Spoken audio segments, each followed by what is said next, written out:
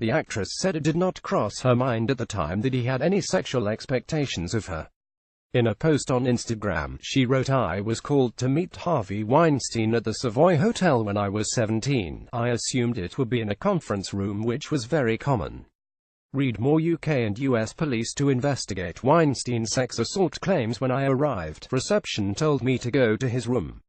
He opened the door in his bathrobe. I was incredibly naive and young, and it did not cross my mind that this older, unattractive man would expect me to have any sexual interest in him. After declining alcohol and announcing that I had school in the morning, I left, uneasy but unscathed. A few years later, he asked me if he had tried anything with me in that first meeting. I realized he couldn't remember if he had assaulted me or not. I had what I thought were boundaries. I said no to him professionally many times over the years, some of which ended up with him screaming at me, calling me AC, and making threats, some of which made him laughingly tell people okay lives to say no to me." Read more. Cara Delevingne speaks out on Harvey Weinstein advances. It speaks to the status quo in this business that I was aware that standing up for myself and saying no to things, while it did allow me to feel uncompromised in myself, undoubtedly harmed my career and was never something I felt supported by anyone other than my family. She continued, "I would like to applaud the women who have come forward, and to pledge that we can from this create a new paradigm where producers, managers, executives and assistants and everyone who has in the past shrugged and said, well, that's just Harvey, Mr. Insert name here, will realize that we in numbers can affect real change. For every moment like this, there have been thousands where a vulnerable person has confided outrageous, unprofessional behavior and found they have no recourse, due to an atmosphere of fear that it seems almost everyone has been living in." Beckinsale added she told a male friend about her experience, who then warned a young actress who was going to dinner with Weinstein to be careful of him.